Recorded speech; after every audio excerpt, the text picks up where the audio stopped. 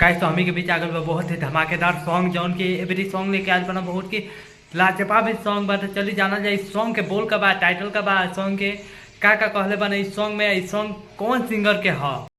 Guys तो इस song लेकर बना हमी के समर सिंह और इस सॉन्ग के जौन बोल बा लाल टिकुलिया जौन सॉन्ग बा बहुत ही हल्का मचावे वाला सॉन्ग बा, एकदम लाजवाब सॉन्ग बा।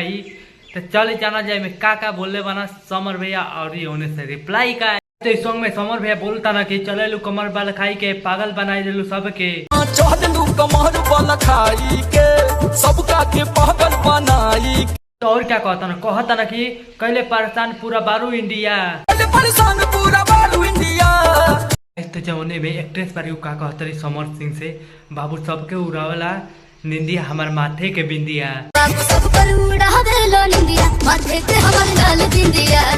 गाइस तो हमी के समर भैया का करना, समर भैया कहता ना कि हाँ सबके उड़ावेला निंदिया गोरी रे तोर माथे के बिंदिया।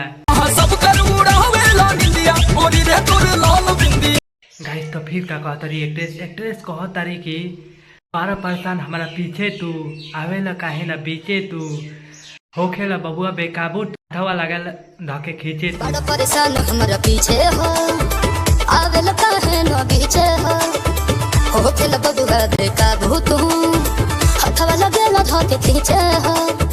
गाइस तो हमी के समर भैया का कहता, समर भैया कहता ना कि कहवा बिजली गिराइबू हो, केकरा के सैया बनैबू हो, पीछे पड़ल बा सारा मीडिया। बिजुली गिराइबू हो केकरा के सैया बनैबू हो, पीछे पड़ल बा तोहरा सारा मीडिया। गाइस तो फिर एक्ट्रेस कहता रही कि कौनो शहर में बाबू जाइबा हो, चर्चा हमार तू पैबा हो, ये डिमलेस नहीं पैबा हो, तनो तो बुद्धि लगैबा हो। शहर में बाबू जाइबा हो, चर्चा हमार तू पैबा हो, चीज डिमलेस नहीं मिली, तनो तो बुद्धि लगैबा हो।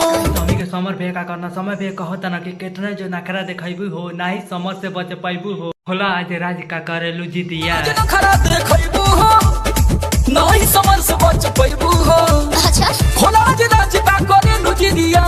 गाइस तो ये जो लाल बिंदिया सॉन्ग बा समर सिंह के बहुत ही लाजवाब सॉन्ग बा, समर सिंह के जलवा ही अलग बा। तो जो सॉन्ग बना एकदम हल्का मचा दे।